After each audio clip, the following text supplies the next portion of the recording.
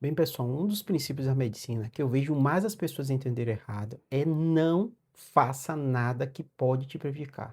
Do not harm. É basicamente aqui, não. É um princípio médico que a gente médico sempre imagina que a gente não pode fazer nenhuma intervenção na pessoa, ou remédio, ou qualquer coisa que pode prejudicar ela. Essa basicamente é a lógica.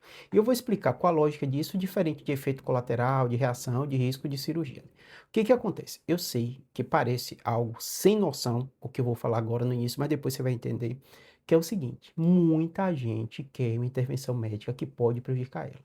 Vou repetir para vocês, todo dia no meu consultório, de uns 4 pacientes que eu atendo num turno, vão ter uns 2 que vão querer que eu faça alguma coisa que pode prejudicar ela, e eu vou ter que convencer ela de não fazer aquilo. E eu vou explicar ela por que isso é tão difícil, né. O que que acontece? Eu sou neurocirurgião e trabalho com neuro.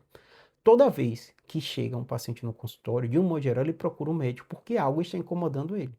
E normalmente, quando você fala de cirurgião, o grande ferramenta que a gente cirurgião tem de fazer com as pessoas são as cirurgias. Então, a maioria dos pacientes que marcam a consulta comigo, ela vai gastar o dinheiro dela, vai marcar a consulta querendo que eu faça alguma cirurgia para resolver um problema dela. É basicamente isso. Por mais estranho que pareça para vocês, a maioria das pessoas que chegam no consultório, meu neurocirurgião, elas querem uma cirurgia. E eu digo mais para vocês, quando elas não querem uma cirurgia, é porque alguém recomendou uma cirurgia e ela quer que eu contraindique a cirurgia. Ou seja, a pessoa já chega no consultório querendo que eu faça alguma coisa para ela. Ela já tem isso. Até porque, por eu ser neurocirurgião, a maioria dos pacientes chegam nesse conceito, né?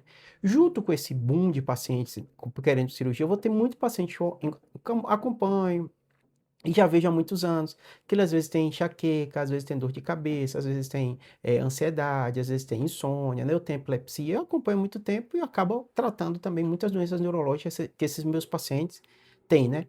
E aí o que que acontece? Por que eu perco tanto tempo nessa consulta, de uma hora que eu passo o paciente? Na maioria das vezes, convencendo ele não fazer algo que ele quer, que pode correr risco de vida à saúde dele. Nós brasileiros, mas acredito que no mundo todo é assim, a gente é muito prático. Então, de um modo geral, e na sociedade a gente é assim, quando a gente tem um problema, a gente quer uma solução para aquele problema. E da maioria das vezes, se aquela solução, mesmo que seja cara, seja rápida, seja factível, você quer que resolva daquela maneira. Tudo que envolve mudança de hábito de vida, que você tem que mudar comportamento, de um modo geral, as pessoas não querem. Parece algo senso comum, parece algo simples, né? Então as pessoas vão em busca de uma solução rápida e simples. E aí qual o tema? Porque esse tema do vídeo é as pessoas querem e buscam coisas que muitas vezes podem prejudicar ela, elas não entendem o princípio básico da medicina, que é basicamente o seguinte, vou dar exemplo para você, você quer emagrecer.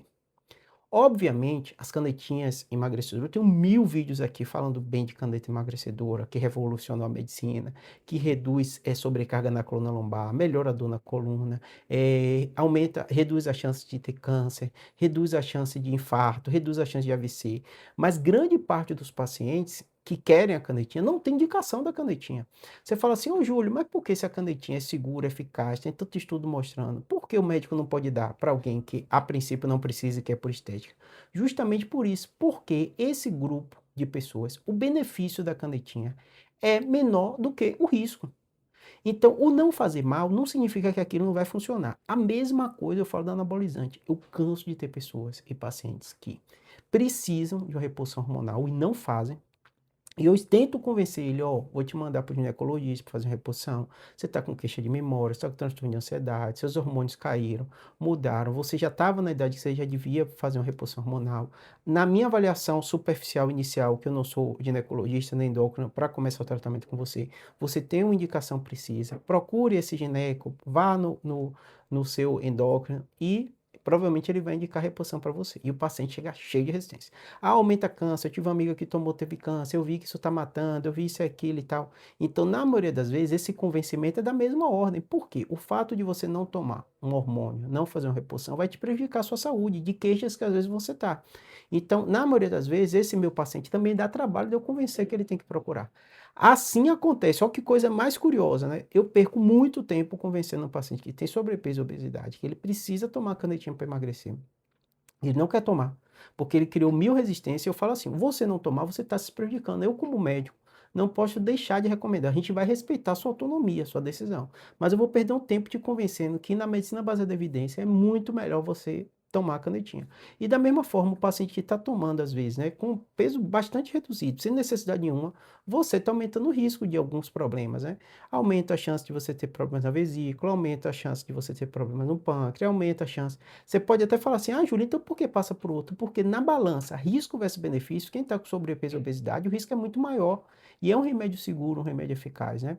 A reposição hormonal no homem é a mesma coisa. Então, eu canso de ter pacientes que com queda de testosterona, sintomas clínicos de alteração de testosterona, e eu peço para o paciente procurar o endócrino para fazer reposição hormonal. E ele não quer, eu não quero tomar não, eu vi que anabolizante causa infarto, eu tive um amigo que tomava, era fortão, mas depois teve um AVC, hoje está em cima da cama, eu falo a mesma coisa, é uma balança, risco versus benefício.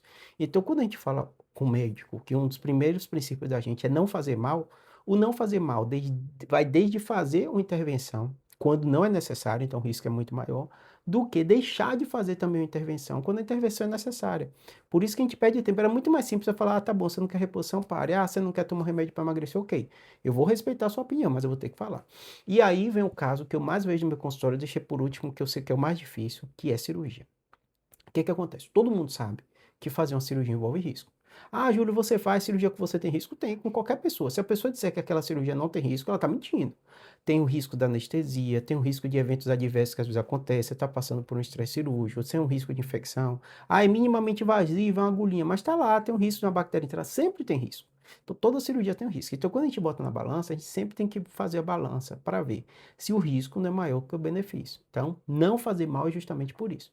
E aí, por que eu estou falando da minha situação? Eu canso de ter pacientes todas as semanas que querem um procedimento cirúrgico, que, na minha opinião, o risco é maior do que o benefício.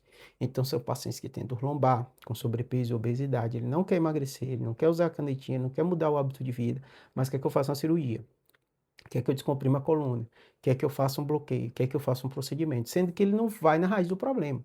Então você perde um tempo convencendo. Uma das primeiras fases que eu faço, quem for meu paciente e acompanha, tem muito paciente aqui que acompanha, ele sabe disso, né? Eu falo, eu tenho um viés porque eu ganho dinheiro te operando. Então, minha cabeça funciona. Por mais que eu tenha consciência disso e tal, que se eu te operar, eu vou ganhar 10 vezes mais do que só te atender. Então, naturalmente, eu tenho um viés que é inerente do meu trabalho. Eu sou remunerado por número de cirurgia. Mesmo assim, com esse viés, eu sei que do ponto de vista científico, é melhor você não fazer a cirurgia. É melhor você perder peso. É melhor você fazer mudança de hábito de vida. E às vezes tem paciente que não quer. Fala, eu tô com a dor insuportável, eu quero um bloqueio, eu quero risotomia, não vou usar canetinha, eu não quero perder peso, você faz, eu vou fazer. Mas o que é que eu explico para o paciente? Dentro do princípio científico, eu tenho que se pesar na balança, risco versus benefício. Então, o benefício de você fazer todas essas mudanças vai ser muito melhor para você.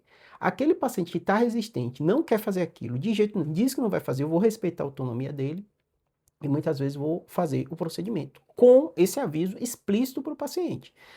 Geralmente, o que é que eu explico para o paciente? Coluna e dor, seu objetivo é tirar a dor. E às vezes o paciente está num quadro agudo, que aquela intervenção pode ajudar enquanto ele melhora os outros hábitos. Mas ele precisa se comprometer com a mudança de hábito, porque senão ele vai ter uma melhoria ou uma melhoria transitória, depois vai ter uma sobrecarga na coluna novamente, a dor vai voltar e ele vai piorar. E às vezes quando você está na consulta é difícil, porque às vezes o paciente já chega com 1000 resistências aqui. Ele já ouviu de outro médico dizendo que não precisava operar. Ele já ouviu mudança de hábito de vida. Ele já ouviu em casa da esposa, dos amigos que ele tinha que emagrecer. E aí ele botou na cabeça dele que ele não quer, que ele vai arrumar outra solução. Então eu falo que o consultório médico, ou quando você está doente, não é o lugar de você ter orgulho.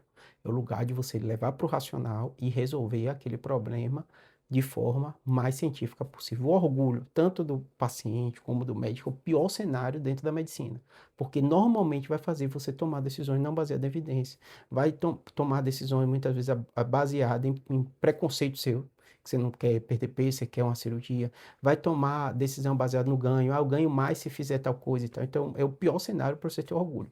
É o cenário de você fazer todas as condutas baseadas em evidência. Às vezes, um tumorzinho, o paciente tem um tumor pequeno, mas aquilo mudou a vida dele, ele está preocupado. Ele quer porque quer que tire aquilo, ele acha que aquilo vai crescer. Ele teve um parente que teve um tumor e acompanhou e depois morreu. Ele cria um monte de coisa na cabeça dele. Eu falo, ó, Baseado em evidência, nas condutas clínicas, olhando todo mundo. Por mais que você se dê importância, eu dou importância para você, a gente tem que fazer tudo baseado na conduta científica. Acompanhando milhares de pacientes, a melhor conduta é observar.